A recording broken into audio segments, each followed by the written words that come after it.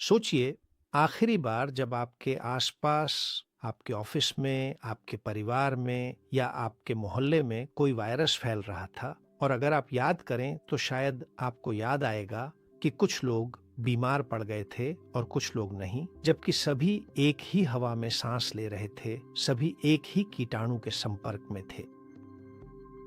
कुछ लोग बीमार पड़ते थे और कुछ नहीं। क्यों? और अब मैं आपसे दूसरा सवाल पूछने जा रहा हूं। सोचिए, आखिरी बार आपने कब एंटीबायोटिक लिया था? संभवतः आपने 1 या 2 हफ्ते तक इतनी शक्तिशाली दवा ली होगी जो न केवल उस जीवाणु को मारती है जिसने आपको संक्रमित किया था, बल्कि साथ ही साथ आपकी माइक्रोबायोटा, आपकी आंतों की फ्लोरा की लाखों बैक्टीरिया को भी नष्ट कर देती है। और वे बैक्टीरिया सालों से आपके लिए काम कर रहे थे, आपकी रक्षा कर रहे थे और आपकी प्रतिरक्षा प्रणाली को प्रशिक्षित कर रहे थे, लेकिन दवा ने उन्हें भी मार डाला, आपके दुश्मनों के साथ साथ आपके सहयोगियों को भी। और फिर भी समस्या वापस आ जाती है या कोई और जीवाणु आ जाता है और आप फिर से बीमार पड़ जाते हैं। आपने निश्चित रूप से यह सुना होगा कि एंटीबायोटिक का ज्यादा इस्तेमाल नहीं करना चाहिए क्योंकि इससे जीवाणु दवाओं के प्रति प्रतिरोधी हो सकते हैं। आपने ये सुना है, निश्चित रूप से सुना है, और आप इसे सुनने के भी आदी हैं और शायद आपने कभी इस पर सवाल नहीं उठाया। लेकिन क्या आपको नहीं लगता कि अगर ऐसा है तो एंटीबायोटिक का यह समाधान इतना अच्छा नहीं हो सकता? बीमारी क्यों वापस आती है? और इन सभी सवालों का जवाब एक ही है, और वह भी पिछले 150 सालों से दफन है। क्योंकि असल में जो चिकित्सा हमें विरासत में मिली है वह सबसे अच्छी उपलब्ध विज्ञान पर आधारित नहीं है, बल्कि उस विज्ञान पर आधारित है जिसे पेटेंट कराना सबसे आसान था। लेकिन एक व्यक्ति था, एक प्रतिभाशाली वैज्ञानिक, जिसने यह साबित किया, धन्यवाद, कि वह रास्ता एक गलती थी, और हैरानी की बात है कि उसे इतिहास से मिटा दिया गया। आज मैं यहां तुम्हें सच बताने आया हूं, और मैं तुम्हें यकीन दिलाता हूं कि जब तुम मेरी बात सुनना खत्म करोगे तो कभी भी किसी बीमारी को उसी तरह नहीं देखोगे। लेकिन इस वैज्ञानिक की कहानी के विवरण में जाने से पहले मैं करना चाहूंगा तुम्हारे साथ एक विचार साझा करना, क्योंकि मैं समझता हूं कि यह जरूरी है और तुम भी समझोगे। मेरे लिए यह जरूरी है कि तुम समझो कि जिस विषय पर मैं बात करने जा रहा हूं वह बहुत संभव है कि आज ही तुम्हें सीधे तौर पर प्रभावित कर रहा हो। और तुम मुझसे सहमत होगे कि जो कहानी मैं तुम्हें सुनाने जा रहा हूं उसका तुम्हारे लिए तब और भी ज्यादा महत्व है जब तुम पहले उसमें से कुछ अपने ही शरीर में पहचान लो। देखो, मैं तुम्हें 3 संकेतों के बारे में बताने जा रहा हूं। 3 ऐसी स्थितियां जो शायद तुमने अनुभव की हों या अभी भी कर रहे हों, और जिन्हें शायद किसी ने तुम्हें सही नजरिए से कभी समझाया ही नहीं। सूजन, बार बार बीमार पड़ना, या जिसे बहुत लोग कमजोर प्रतिरक्षा कहते हैं। और तीसरा, लगभग पूरी तरह सामान्य जांच रिपोर्टें, लेकिन समस्याएं फिर भी बनी रहती हैं और डॉक्टर उन्हें नहीं पहचान पाते। पहला संकेत है सूजन, और खासकर वह सूजन जिसकी कोई स्पष्ट वजह नहीं होती। मेरा मतलब उस तेज दर्द से नहीं है जो चोट लगने या कुछ टूटने पर होता है, नहीं। मैं खास तौर पर उस दूसरी सूजन की बात कर रहा हूं जो ज्यादा शांत और लगातार बनी रहती है। वह थकान जो जाती ही नहीं। भले ही आप सोते हैं फिर भी जोड़ों में दर्द होता है और आपको उसके लिए कोई स्पष्ट कारण नहीं पता, या आपकी त्वचा में जलन है और उसका भी कोई साफ कारण नहीं है, या आपकी पाचन क्रिया जिसमें आपको कुछ समय से लग रहा है कि वह कभी पूरी तरह से ठीक से काम नहीं कर रही है। अगर आप इनमें से किसी भी समस्या के लिए डॉक्टर के पास गए हैं और उन्होंने आपको कोई सूजन रोधी दवा दी है, तो आपने खुद अपनी जिंदगी में जर्म थ्योरी वाली चिकित्सा का अनुभव किया है, आपके शरीर पर लागू की गई। आपने डॉक्टर को बताया कि आपको कोई परेशानी वाली समस्या है और डॉक्टर ने उसे दर्द निवारक या सूजन रोधी दवा से दबा दिया, और इसके बाद जिंदगी वैसे ही चलती रहती है। लेकिन असल में वह संकेत आपको कुछ बता रहा था, और यह गंभीर बात है कि कोई भी उस संदेश को पहचान नहीं पाया। लेकिन मेरी नजर में इससे भी ज्यादा गंभीर बात यह है कि किसी ने भी आपको उस संकेत को सुनना और समझना नहीं सिखाया।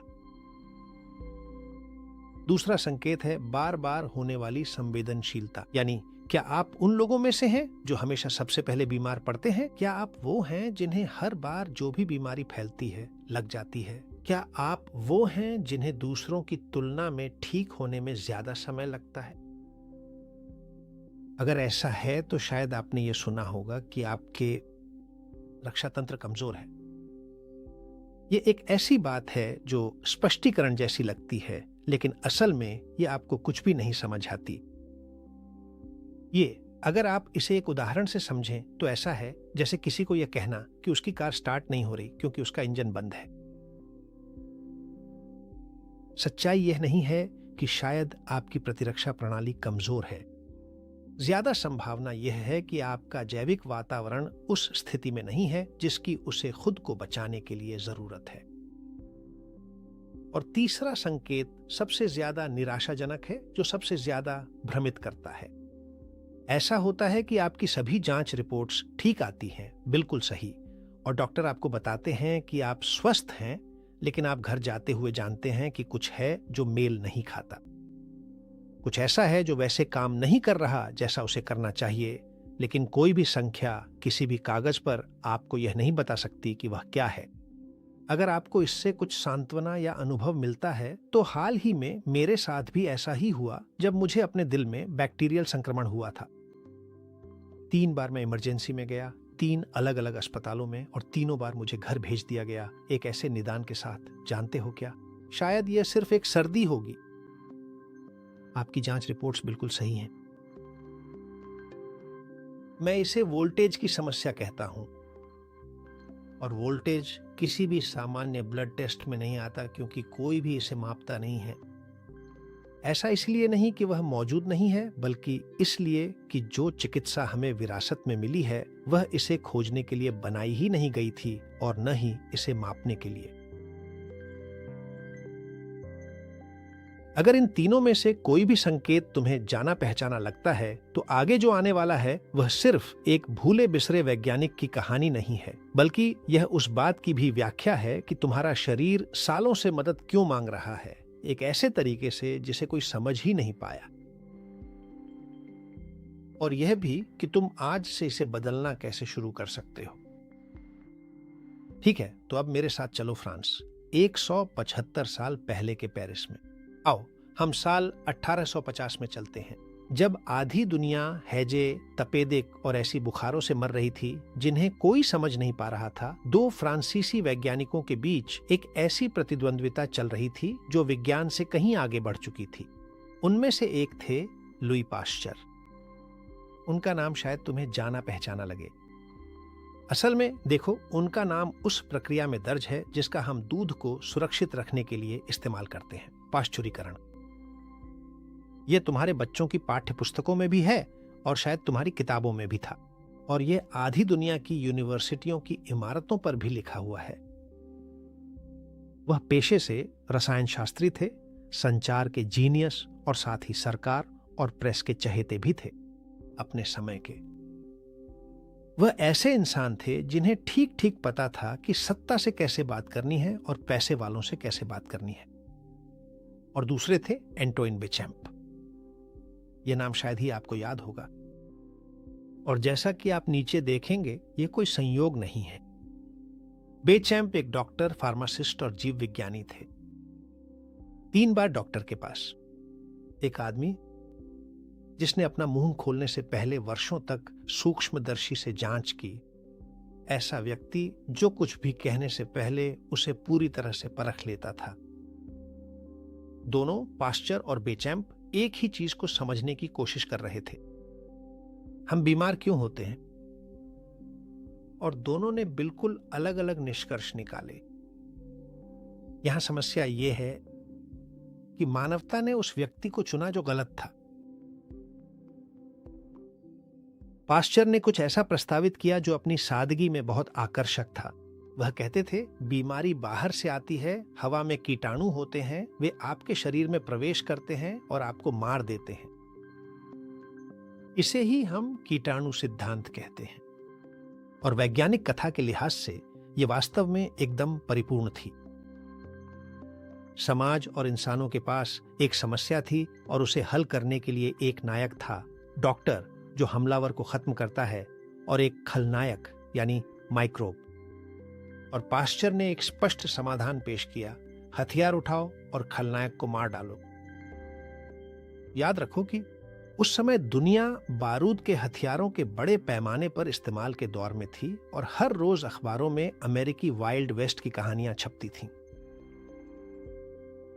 पाश्चर ने खलनायक को मारने के लिए कौन सा हथियार इस्तेमाल करने का सुझाव दिया था? बहुत आसान, रसायन विज्ञान। इसके अलावा उनका प्रस्ताव प्रगति के निमंत्रण की तरह प्रस्तुत किया गया था और अनुसंधान के लिए भी। लेकिन बेशांप ने कुछ और भी ज्यादा असहज प्रस्तावित किया। वह कहते थे, बीमारी बाहर से नहीं आती। कोई बाहरी आक्रमणकारी नहीं है जो अपने आप तय करे कि तुम बीमार पड़ोगे या नहीं। यह तय करता है कि तुम बीमार पड़ोगे या नहीं तुम्हारे आंतरिक जैविक क्षेत्र की स्थिति। बेशांप को इसमें रुचि नहीं थी, कीटाणु में। उन्हें उस जमीन में रुचि थी जिसमें वह कीटाणु पनपता या मर जाता था। फर्क पर ध्यान दो, क्योंकि असल में यह एक बहुत बड़ा फर्क है। अगर पाश्चर सही है तो समाधान है कीटाणुओं को मारना। जिस चीज की तुम्हें जरूरत है वह एक हथियार है और वह हथियार बनाया जाता है, पेटेंट कराया जाता है और बेचा जाता है। यह एक परफेक्ट बिजनेस है। अगर बेशांप सही है तो समाधान है अपने क्षेत्र की देखभाल करना, और होता यह है कि उस क्षेत्र को पेटेंट नहीं कराया जा सकता। आप किसी से स्वस्थ आंत, अच्छी गुणवत्ता का पानी या शांत तंत्रिका तंत्र होने के लिए पैसे नहीं ले सकते। और यहीं से हर उस चीज की जड़ है जो बाद में आई। बेशांप को समझने के लिए मैं तुम्हें समझाने जा रहा हूं। सरल शब्दों में कहें तो जो उन्होंने खोजा वह अपनी समय की विज्ञान के लिए इतना परेशान करने वाला था कि उसे खारिज करने में दशकों लग गए। और देखो, ऐसा नहीं था कि उन्होंने जो कहा वह झूठ था, बल्कि इसलिए क्योंकि वह असुविधाजनक था। एंटोनी बेशांप ने अपने प्रयोगशाला में वर्षों तक कुछ ऐसा अध्ययन किया जिसे उन्होंने माइक्रोसाइमा कहा। ये अल्ट्रा माइक्रोस्कोपिक कण थे जिन्हें वे सभी जीवित ऊतकों, रक्त, अंगों, किण्वकों, सड़ती हुई वस्तुओं यानी हर उस जगह पर पाते थे जहां जीवन होता था, वहां माइक्रोसाइमा मौजूद थे। और यहां तक तो ये दिलचस्प है, लेकिन क्रांतिकारी नहीं है। क्रांतिकारी बात वह थी जो उन्होंने इसके बाद देखी। पता चला कि ये कण स्थिर नहीं थे, वे निश्चित नहीं थे, वे बदलते थे, वे रूपांतरित होते थे, और वे ऐसा उस वातावरण के आधार पर करते थे जिसमें वे रहते थे, और उसी के आधार पर वे पूरी तरह से अलग रूप धारण कर लेते थे। स्वस्थ मिट्टी में वे हानिरहित थे, चुपचाप काम करते थे और कोई नुकसान नहीं पहुंचाते थे। लेकिन जब वातावरण बिगड़ता था, जब आंतरिक परिस्थितियां बदलती थीं, तो वे वही कण आसानी से बैक्टीरिया में परिवर्तित हो सकते हैं। रोगजनक चुंबकीय निर्माण सेट के टुकड़ों की कल्पना कीजिए। यदि जमीन सूखी और साफ है तो वे टुकड़े अपनी जगह पर स्थिर रहते हैं और एक व्यवस्थित और उपयोगी संरचना बनाते हैं। लेकिन यदि वही जमीन कीचड़ और अम्लता से भर जाए तो टुकड़े अपनी जगह बदल लेते हैं, अलग तरीके से जुड़ जाते हैं और रोगजनक जीवाणुओं का अवरोध बन जाते हैं।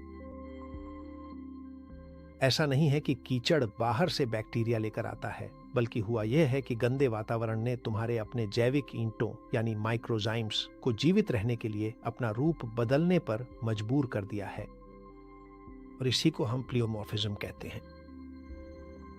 लेकिन बेशांप के समय में यह सीधे सीधे एक वैज्ञानिक विधर्म था, क्योंकि इससे यह साबित होता था कि दुश्मन बाहर नहीं है, बल्कि हमारे आंतरिक वातावरण की गुणवत्ता में है।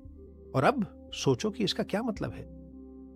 अगर कीटाणु बाहरी आक्रमणकारी नहीं हैं जिनकी कोई स्थायी पहचान हो, बल्कि वे जीवन के वे रूप हैं जो अपने वातावरण के अनुसार बदलते हैं, तो इसका मतलब यह हुआ कि पाश्चर का पूरा कीटाणु सिद्धांत डगमगाने लगता है, और उसके साथ साथ वह पूरी इंडस्ट्री भी जो उसके ऊपर बनाई जा रही थी। इसका नतीजा यह है कि अब सवाल यह नहीं रह जाता कि मैं कीटाणु को कैसे मारूं, बल्कि यह कि मेरा वातावरण ऐसा क्यों हो गया है जहां वह कीटाणु फल फूल सकता है। और तुम इस बारे में वैसे सोचो जैसे कोई इंजीनियर सोचता है। अगर तुम्हें अपने घर की दीवार पर फफूंदी मिलती है तो तुम उसके ऊपर पेंट कर सकते हो। फफूंदी कुछ हफ्तों के लिए गायब हो जाती है, लेकिन फिर वापस आ जाती है। वह हमेशा वापस आती है। और क्यों? बहुत ही आसान है, क्योंकि तुमने असली समस्या का हल नहीं किया है। तुम्हारे घर की दीवार में नमी है। यह एक संरचनात्मक स्थिति है जो उस फफूंदी के लिए वहां एक आदर्श घर बना देती है। ऊपर से पेंट करना समस्या का समाधान नहीं है, यह सिर्फ उसे छुपाना है। अगर तुम इस छवि को याद रखो तो इसमें तुम्हें पिछले 150 सालों में एंटीबायोटिक्स के साथ किए गए हमारे व्यवहार का एकदम सही सार मिल जाएगा। बेशर्म। उसने ये बात 170 साल पहले समझ ली थी और इसे समझने की बहुत बड़ी कीमत चुकाई थी। लेकिन देखो, यहीं पर कहानी सच में अंधेरी हो जाती है, क्योंकि असल में बिशप ने बहस विज्ञान की वजह से नहीं हारी थी। बिल्कुल नहीं। विज्ञान तो उसके पक्ष में था। उसने जो हारा वह थी राजनीतिक और आर्थिक लड़ाई, और यही विज्ञान की दुनिया में यह अक्सर तुम्हें पूरी तरह से मिटा देने के लिए काफी होता है। लेकिन देखो, जो बहुत कम लोग जानते हैं वह यह है कि बिशप अकेला नहीं था। पाश्चर को सिर्फ एक वैज्ञानिक को चुप नहीं कराना पड़ा, उसे 3 को चुप कराना पड़ा। ये 3 अलग अलग व्यक्ति जो पूरी तरह से भिन्न दृष्टिकोणों से बिल्कुल एक जैसे ही निष्कर्ष पर पहुंच रहे थे। यह बात ऊपर से देखने में काफी विचलित और परेशान कर देने वाली भी थी कि कोई भी बीमारी बाहर से नहीं आती है, बल्कि असली मायने तो हमारे शरीर की अपनी आंतरिक स्थिति और उसके संतुलन के ही होते हैं। पहले को तो तुम जानते ही हो, वह था बिशप अपने माइक्रोस्कोप और माइक्रोजाइम्स के साथ। दूसरे थे क्लॉड बर्नार्ड। मुझे यकीन है कि यह नाम भी तुम्हें शायद ही पता होगा, और निश्चित रूप से यह कोई संयोग नहीं है। बर्नार्ड वह एक फिजियोलॉजिस्ट थे, और उन्हें कई लोग, या आज भी कई लोग, आधुनिक प्रायोगिक चिकित्सा का जनक मानते हैं। उनका योगदान शायद आज तुम्हारे लिए सबसे व्यावहारिक परिणाम लेकर आता है। हुआ यूं कि बर्नार्ड ने आंतरिक माध्यम की अवधारणा विकसित की। उनका विचार देखने में तो सीधा साधा था, लेकिन गहराई से क्रांतिकारी था। तुम्हारे शरीर की कोशिकाएं शून्य में नहीं रहती, वे एक तरल में डूबी रहती हैं, और उस तरल का लगातार संतुलन में रहना जरूरी है। एक निश्चित तापमान, एक निश्चित पीएच और खनिजों की एक निश्चित सांद्रता के साथ, ताकि कोशिकाएं सही ढंग से काम कर सकें। अगर वह संतुलन बिगड़ जाता है तो कोशिकाएं बीमार हो जाती हैं। और ऐसा इसलिए नहीं होता कि कोई बाहरी आक्रमणकारी आ गया, बल्कि सिर्फ इसलिए कि जिस वातावरण में वे रहती हैं वह अब उन्हें सही से काम करने नहीं देता। बर्नार्ड ने इसे होमियोस्टैसिस कहा, और इस अवधारणा के साथ वे वही बात कह रहे थे जो बेशाम्प ने कही थी, लेकिन कोशिका जीव विज्ञान की बजाय शरीर क्रिया विज्ञान के नजरिए से। यहां 2 वैज्ञानिक हैं, और ये 2 अलग अलग विधाएं हैं, एक ही निष्कर्ष। और बर्नार्ड के मामले में पाश्चर के लिए सबसे असहज बात यह थी कि बर्नार्ड उसके लिए कोई दूर का दुश्मन नहीं था, बल्कि एक करीबी सहयोगी था, जिसके साथ पाश्चर ने बातचीत, बहसें और वैज्ञानिक मान्यता भी साझा की थी। पाश्चर के लिए बेशाम्प को नजरअंदाज करना अपेक्षाकृत आसान था, लेकिन बर्नार्ड को नजरअंदाज करना बहुत ज्यादा मुश्किल था। और अब चलिए तीसरे की ओर बढ़ते हैं। तीसरे थे रेने क्विंटन। और क्विंटन ने वह कदम उठाया जो बाकी दोनों ने नहीं उठाया था। उन्होंने क्या किया? उन्होंने टेरेन की थ्योरी को लिया और उसे क्लिनिकल प्रैक्टिस में लागू किया। क्विंटन एक जीव विज्ञानी और शरीर क्रिया विज्ञानी थे, और उन्होंने अपने समय में एक सवाल किया। यह एक असली पागलपन जैसा लगा।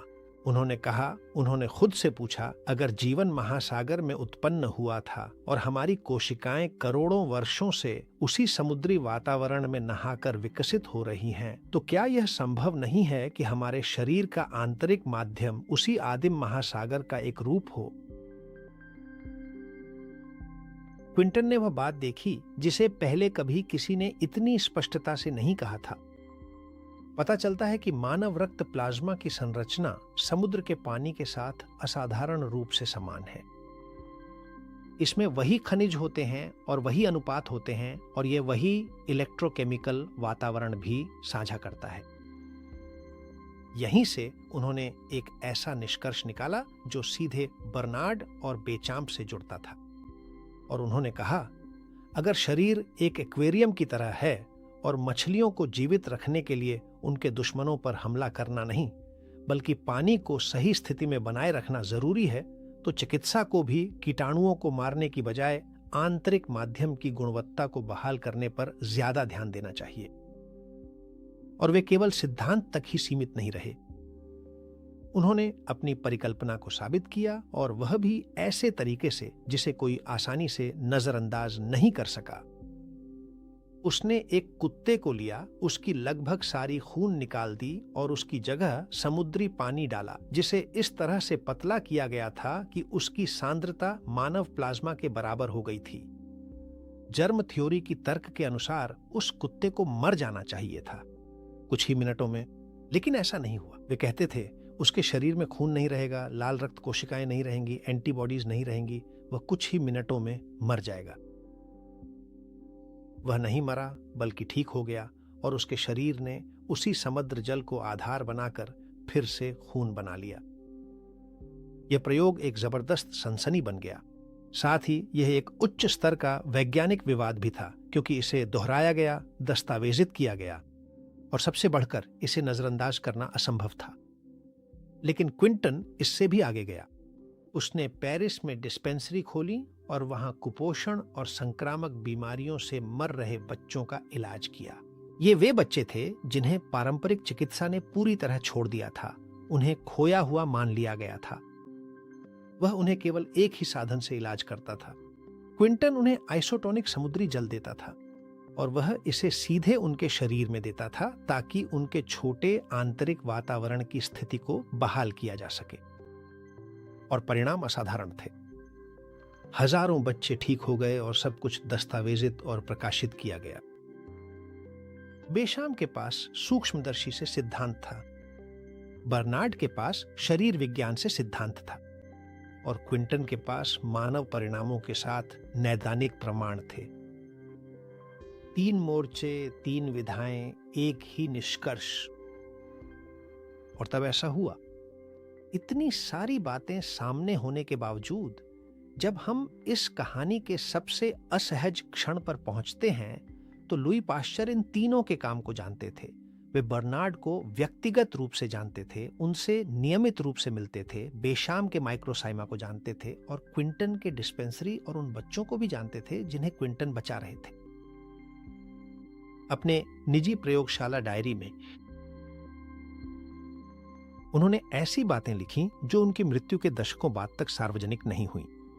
पाश्चर के परिवार ने इन अभिलेखों की बहुत सख्ती से रक्षा की, लेकिन जब आखिरकार शोधकर्ता इन्हें देख सके तो उन्हें कुछ ऐसा मिला जिसकी किसी ने उम्मीद नहीं की थी। ऐसी टिप्पणियां जहां पाश्चर ने स्वीकार किया कि असलियत यह थी कि महत्व भूमि ही मायने रखती है, केवल जीवाणु सब कुछ नहीं समझा सकते। पाश्चर यह जानते थे, उनके सामने बेशाम का सिद्धांत था, उनके साथ बर्नार्ड की शरीर क्रिया विज्ञान थी, क्विंटन द्वारा बचाए गए बच्चों की निर्विवाद नैदानिक साक्ष्य थी। वह जानते थे, लेकिन उन्होंने चुप रहना चुना। उन्होंने इसे छुपाया और अपनी मृत्युशैया पर जब उनके अंतिम क्षण चल रहे थे, उन्होंने कुछ फुसफुसाया जो दशकों के जानबूझकर रखी गई चुप्पी को संक्षेप में बयान करता था। उन्होंने जो कहा वह था, जीवाणु कुछ नहीं है, भूमि पर्यावरण ही सब कुछ है। बर्नार्ड सही थे। उनके मित्र क्लॉड बर्नार्ड वर्षों से उन्हें यह बात कहते आ रहे थे, लेकिन उन्होंने कभी उनकी बात नहीं मानी, और अंत में वह अपने होठों पर उस सच्चाई के साथ मर गए। लेकिन उद्योग ने इसे भूलना ही चुना, क्योंकि जीवाणु सिद्धांत बिकाऊ था और जैविक भूमि पर्यावरण, जैसा कि मैंने पहले कहा, उसका पेटेंट नहीं कराया जा सकता। आप किसी से स्वस्थ आंत, अच्छी गुणवत्ता का पानी या शांत तंत्रिका तंत्र होने के लिए पैसे नहीं ले सकते। इस तरह बेशां को भुला दिया गया। बर्नार्ड को कुछ अध्ययनों के फुटनोट तक सीमित कर दिया गया और क्विंटन, वह आदमी जिसने समुद्री पानी से हजारों बच्चों की जान बचाई थी, उसने देखा कि कैसे उसके डिस्पेंसरी एक एक करके बंद होते गए जैसे जैसे नवोदित फार्मास्यूटिकल उद्योग ने अपनी पकड़ मजबूत की। यह कोई हिंसक घटना नहीं थी, न ही कोई नाटकीय बात थी। यह बस विज्ञान में पैसे की तर्कशीलता का लागू होना था। इसे ही आधिकारिक इतिहास कहा जाता है। और जो 3 लोग बाहर रह गए, उन्हें भुला दिया गया। ठीक है, तो अब हम उस स्तर पर उतरते हैं जहां यह सब इतिहास नहीं रह जाता, बल्कि तुम्हारी जीव विज्ञान बन जाता है। क्योंकि जो कुछ भी बेशांप, बर्नार्ड और क्विंटन ने अपने प्रयोगशालाओं और डिस्पेंसरी से बताया था, वह सब अब तुम्हारे भीतर हो रहा है और अभी इसी समय घटित हो रहा है। जब तुम मुझे सुन रहे हो तो देखो, अपने शरीर की कल्पना करो जैसे वह वास्तव में है, एक असली पारिस्थितिकी तंत्र। यानी तुम कोई बांझ नली नहीं हो जिसमें बाहर से कीटाणु आते हैं। तुम एक ऐसा ग्रह हो जिसमें खरबों सूक्ष्म जीव रहते हैं। इस समय जब तुम मुझे सुन रहे हो, तुम्हारे शरीर में तुम्हारी अपनी कोशिकाओं से भी ज्यादा बैक्टीरिया हैं, तुम्हारी अपनी कोशिकाओं से भी ज्यादा। और यह कोई असामान्यता नहीं है, न ही यह कोई बीमारी है। बीमारी केवल हमारे इंसान होने के डिजाइन का एक हिस्सा है। और बेशांप का किया गया सवाल बिल्कुल सही था। क्या चीज इन सूक्ष्म जीवों को तुम्हारे साथी या तुम्हारे दुश्मन बनाती है? जवाब है पर्यावरण, टेरेन। और यहीं पर बर्नार्ड फिर से दृश्य में आते हैं। क्योंकि देखो, पर्यावरण, टेरेन कोई सिर्फ एक अमूर्त विचार नहीं है। इसके ठोस और मापने योग्य मानदंड हैं। इसमें वोल्टेज होता है, इसमें पीएच होता है, इसमें ऑक्सीकरण और अपचयन का स्तर होता है, इसमें उचित खनिजीकरण के साथ संरचित जल होता है, इसमें तापमान होता है और इसमें इलेक्ट्रोलाइट्स सही अनुपात में होते हैं। जब ये मानदंड सही होते हैं तो तुम्हारे भीतर रहने वाले सूक्ष्म जीव बहुत आसानी से तुम्हारे लिए काम करते हैं। वे विटामिन बनाते हैं, तुम्हारी आंत की रक्षा करते हैं, तुम्हारी प्रतिरक्षा प्रणाली को प्रशिक्षित करते हैं और ऐसे न्यूरोट्रांसमीटर बनाते हैं जो सीधे तुम्हारे मूड को प्रभावित करते हैं। लेकिन जब ये मानदंड बिगड़ जाते हैं तो वही जीव अपना व्यवहार बदल लेते हैं और ऐसा करते हैं। ये इसलिए नहीं कि बाहर से कोई आक्रमणकारी आ गए हैं, बल्कि सिर्फ इसलिए कि जिस वातावरण में वे रहते हैं वह बदल गया है और उन्हें उस नए वातावरण के अनुसार खुद को ढालना पड़ता है। ठीक वही चीज जो बिशप ने अपनी माइक्रोसाइमा में देखी थी। और यही वह सवाल है जिसका जर्म थ्योरी वाली चिकित्सा कभी सही से जवाब नहीं दे पाई है। किसी भी महामारी में कुछ लोग संक्रमित होकर बीमार हो जाते हैं और कुछ पूरी तरह स्वस्थ रहते हैं और सभी एक ही वातावरण में हैं और वही हवा सांस में ले रहे हैं। वह सवाल जो मैंने वीडियो की शुरुआत में तुमसे पूछा था, क्या वे सभी एक ही जीवाणु के संपर्क में हैं? तो उनमें फर्क क्या है? बहुत सरल है, हर किसी का आंतरिक वातावरण। तुम क्विंटन के एक्वेरियम को याद करो। अगर पानी सही स्थिति में है तो मछलियां बिना किसी समस्या के जीवित रहती हैं, लेकिन अगर पानी खराब हो जाए तो मछलियां बीमार पड़ जाती हैं और मर जाती हैं। और ऐसा इसीलिए नहीं होता कि कोई बाहरी दुश्मन आ गया, बल्कि इसलिए क्योंकि जिस वातावरण में वे रहती हैं वह अब उन्हें सामान्य रूप से काम करने की अनुमति नहीं देता। और दोनों ही मामलों में जीवाणु मौजूद था, लेकिन फैसला वातावरण ने किया। और अब एक बात पर ध्यान दो जो मुझे बहुत महत्वपूर्ण लगती है। आधुनिक विज्ञान, भले ही वह शायद ही कभी बेशांप, बर्नार्ड या जोआकिम डॉन का नाम लेकर उनका उल्लेख करे, लेकिन आजकल वह ठीक उन्हीं निष्कर्षों पर पहुंच रही है। बस फर्क इतना है कि वह इसे दूसरे नाम से बुलाती है। जब आज चिकित्सा विज्ञान माइक्रोबायोटा की बात करता है तो वह वही पारिस्थितिकी तंत्र की बात कर रहा है जिसे बेशांप ने वर्णित किया था। जब वह प्रणालीगत सूजन की बात करता है तो वह उसी आंतरिक वातावरण की बात कर रहा है जिसका अध्ययन बर्नार्ड ने किया था।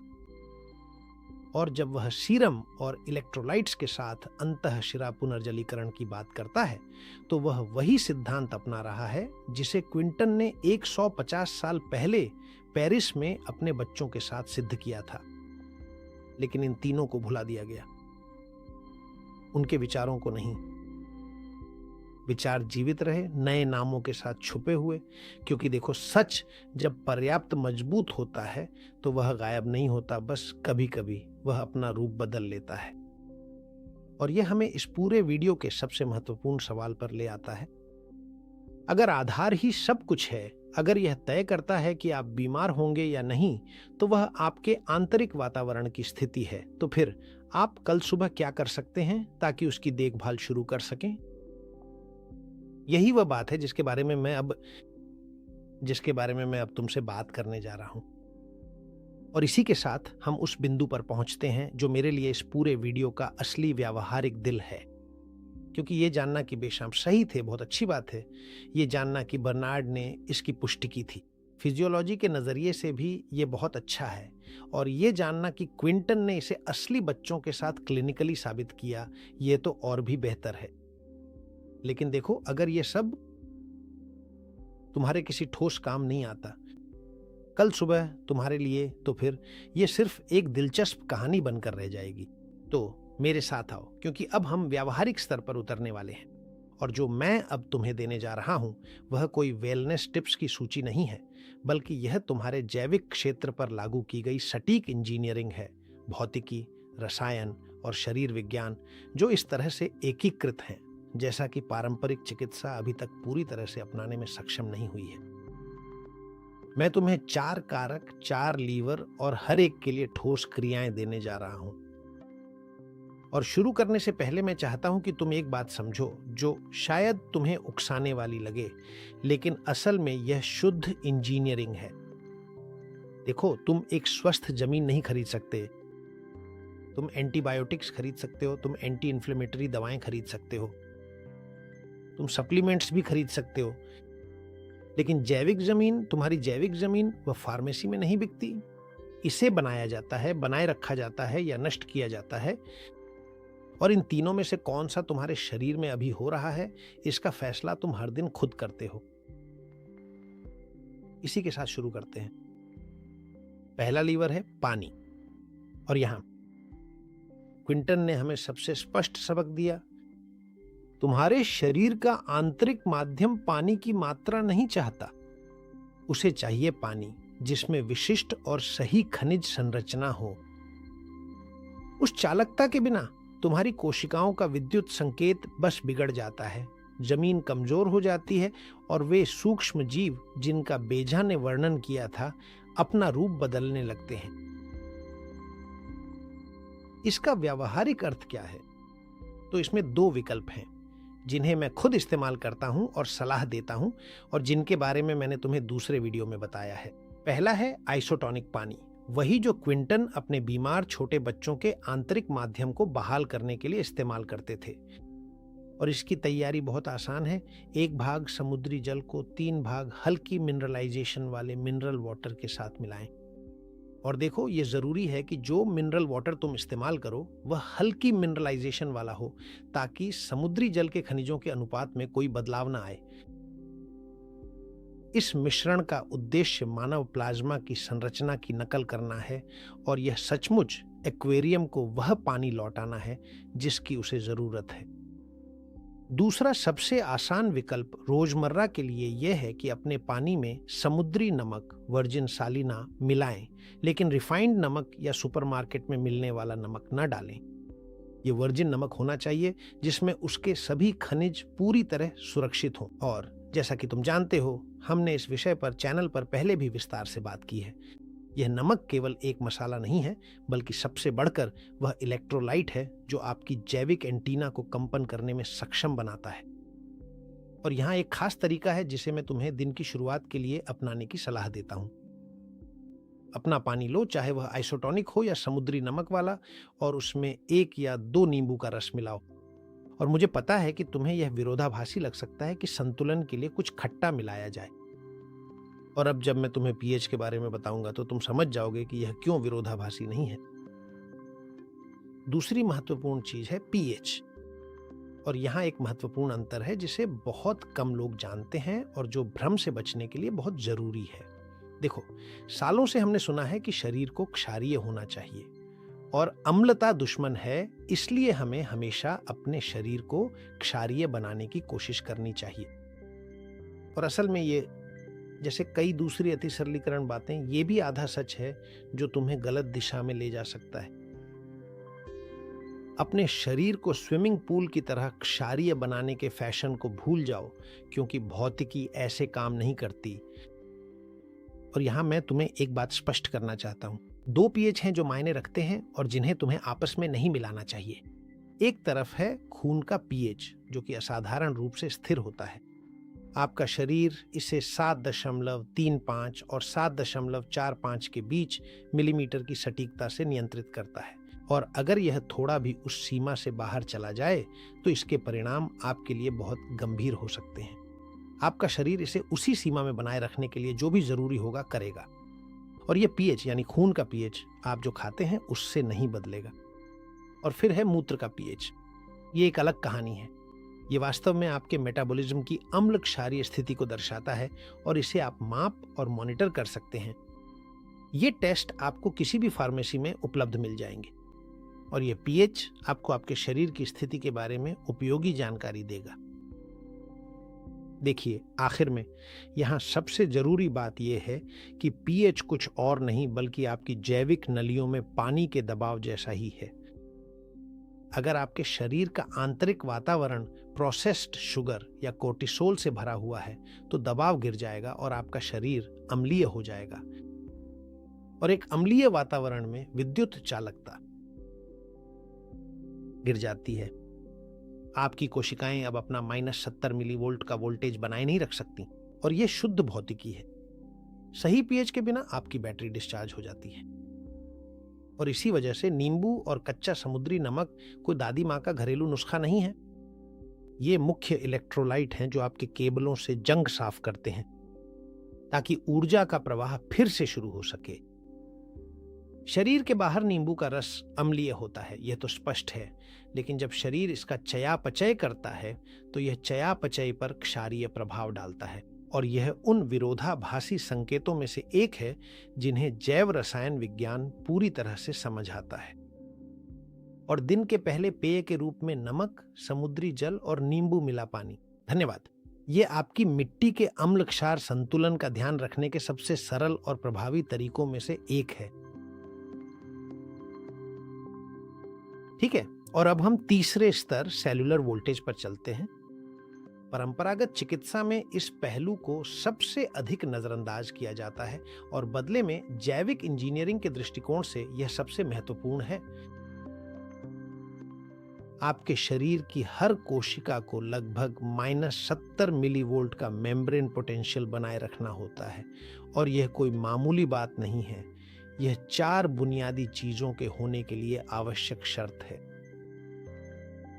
पोषक तत्वों का कोशिका के अंदर जाना, अपशिष्ट पदार्थों का बाहर निकलना, सही सेलुलर सिग्नलिंग और उचित माइटोकॉन्ड्रियल कार्य।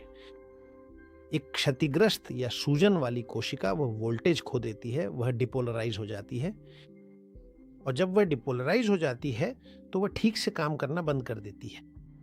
इसलिए अपनी कोशिकाओं की विद्युत क्षमता को पुनः प्राप्त करना, बहुत स्पष्ट शब्दों में कोशिकीय स्वास्थ्य को पुनः प्राप्त करना है।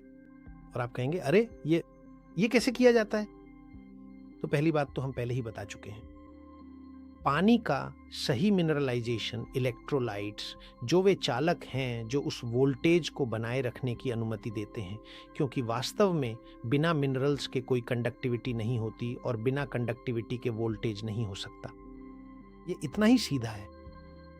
और दूसरी बात है ग्राउंडिंग, जिसके बारे में मैंने आपको कई बार बताया है।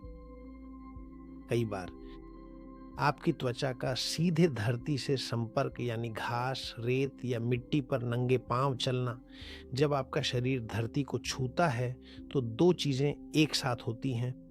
एक तरफ आपके ऊतकों में जमा हुआ अतिरिक्त सकारात्मक चार्ज जमीन में चला जाता है, जिससे आपका विद्युत क्षेत्र संतुलित होता है, और दूसरी तरफ धरती आपको इलेक्ट्रॉन्स और इंफ्रारेड प्रदान करती है जो आपके सिस्टम को रिचार्ज करने में मदद करते हैं। और अब यहाँ तीसरी विधि सामने आती है, इंफ्रारेड लाइट।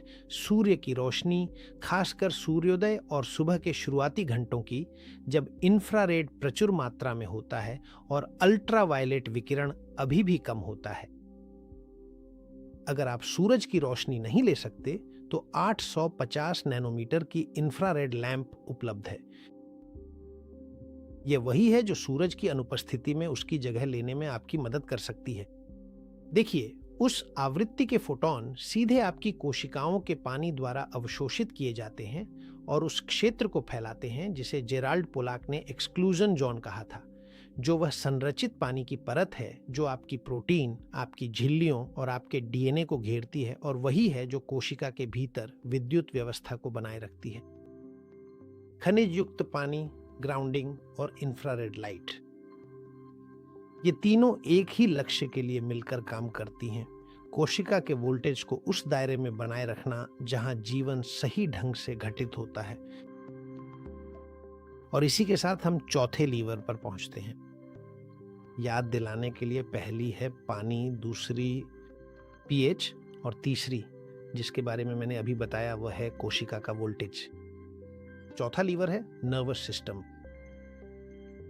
और यही वह है जिसे सबसे ज्यादा नजरअंदाज किया जाता है और जो मेरी व्यक्तिगत अनुभव के अनुसार जमीन पर सबसे अधिक प्रभाव डालता है।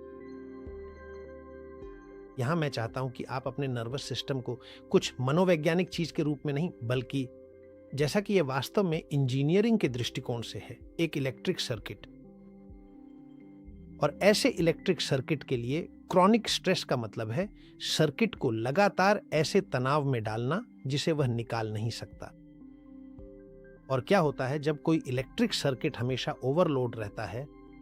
बहुत आसान है, वह आखिरकार फेल हो जाता है।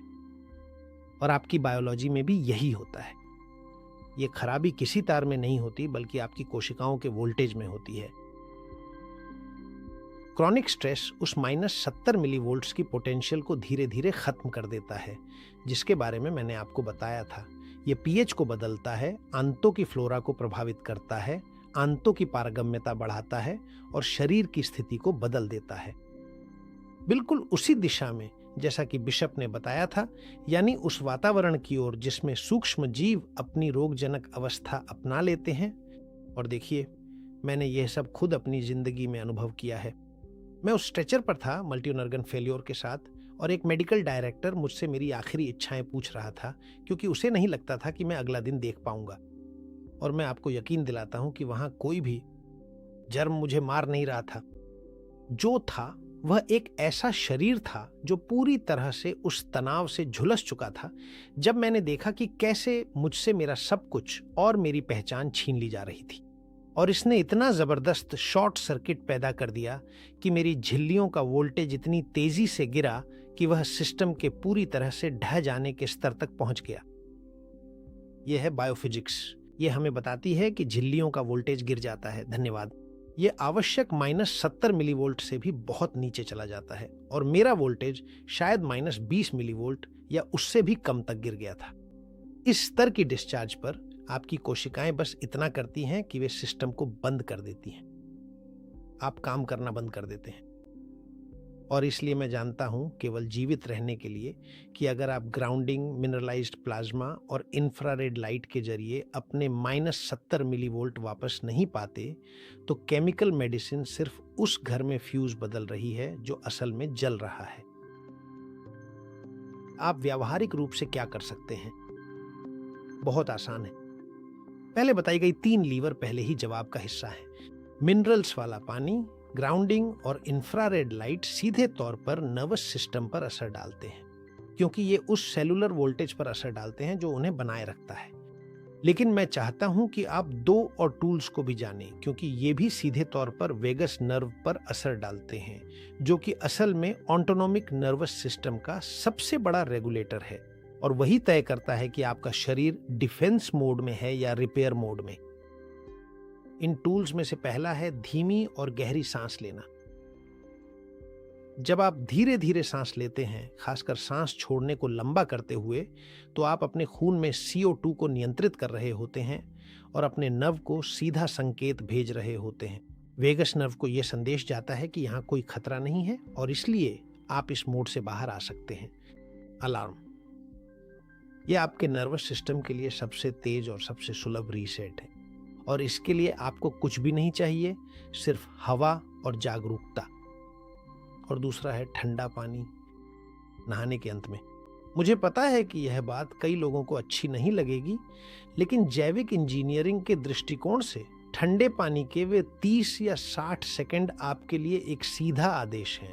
निचली नस, तापमान के विपरीत प्रभाव से आपके तंत्रिका तंत्र की पैरासिम्पैथेटिक शाखा सक्रिय हो जाती है, जो बिल्कुल वही शाखा है जो सिंपैथेटिक मोड को सक्रिय करती है।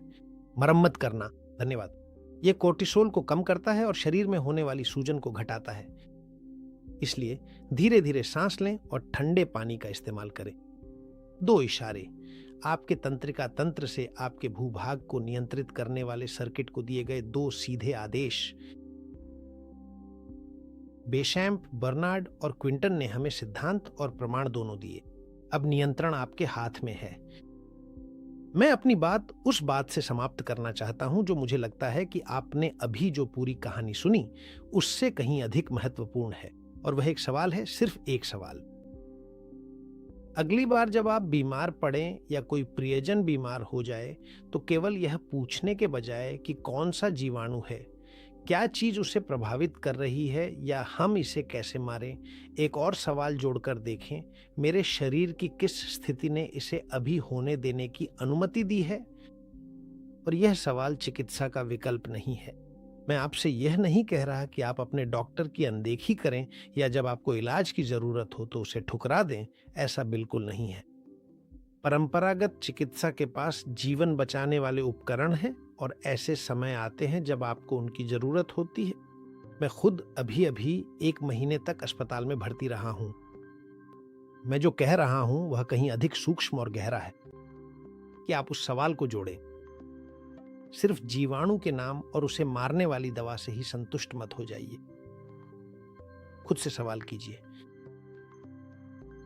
क्योंकि देखिए, अगर आप जीवाणु को मार भी देते हैं और जमीन परिस्थिति वैसी की वैसी रहती है, तो जीवाणु बहुत संभव है कि वह फिर लौट आए या कोई और आ जाए और उसके बाद फिर कोई और मुझे पूरा यकीन है कि आपने भी यह अनुभव किया है जो मैं आपको बता रहा हूं। आप इसे जानते हैं, लेकिन पहले आपको इसका कारण नहीं पता था। अब आप जान गए हैं कि ऐसा क्यों होता है, और अब आप इसे इंजीनियरिंग के नजरिए से सोचिए। अगर हर बार जब आपके घर में फ्यूज उड़ जाता है, आप इलेक्ट्रिशियन को बुलाते हैं कि वह पुराना फ्यूज निकालकर नया फ्यूज लगा दे, लेकिन आप कभी यह नहीं पूछते कि वह फ्यूज क्यों उड़ता है, देर सवेर आपके घर में आग लग जाएगी, क्योंकि समस्या फ्यूज नहीं है। फ्यूज तो बस इस बात का संकेत है कि इंस्टॉलेशन में कुछ ठीक से काम नहीं कर रहा है, और जर्म्स वही फ्यूज हैं। आपका शरीर वह इंस्टॉलेशन है, और जो चिकित्सा पद्धति हमें विरासत में मिली है वह पिछले 150 सालों से फ्यूज बदल रही है, बिना इंस्टॉलेशन को देखे। बिशप ने इसे अपने माइक्रोस्कोप से देखा था, बर्नार्ड ने इसे शरीर विज्ञान के नजरिए से समझाया, और क्विंटन ने इसे पेरिस में मरने के लिए मजबूर हजारों बच्चों के स्वस्थ जीवन से साबित किया। पाश्चर को यह पता था, उसने इसे निजी तौर पर लिखा और चुना, चुप रहना। आज तुम्हारे पास वह बहाना नहीं है, क्योंकि 21वीं सदी की जो चिकित्सा इन महीनों और इन वर्षों में उभर रही है, भले ही उसे अभी बेशाम, बर्नार्ड और क्विंटन के नाम लेने में कठिनाई हो रही है, वह ठीक इन्हीं निष्कर्षों पर पहुंच रही है। माइक्रोबायोटा, लीकी गट, छिद्रयुक्त आंत, साइकोन्यूरो इम्यूनोलॉजी, एपिजेनेटिक्स, ये सभी अलग अलग भाषाएं हैं जो वही बात कहती हैं जो इन 3 लोगों ने 170 साल पहले 19वीं सदी में कही थी। जीवाणु कुछ नहीं है, असली सब कुछ तो वह वातावरण है। पाश्चर को यह पता था, लेकिन वह चुप रहा,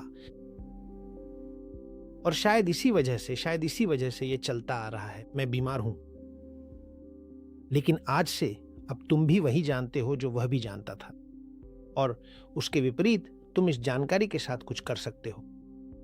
तुम अपने खुद के क्षेत्र के मुख्य इंजीनियर हो, अपने ही क्षेत्र के, और कोई दूसरा ये नहीं हो सकता। अगर यह वीडियो तुम्हारे लिए उपयोगी रहा है और तुम्हें लगता है कि यह किसी और के लिए भी फायदेमंद हो सकता है, तो इसे साझा करके तुम मेरी बहुत मदद करोगे, क्योंकि इससे मुझे ज्ञान फैलाने में सहायता मिलेगी। जैसा कि मैं हमेशा कहता हूं, आगे बढ़ो, हमेशा आगे बढ़ो। और मैं तुम्हारे कमेंट्स पढ़ता हूं। बहुत धन्यवाद।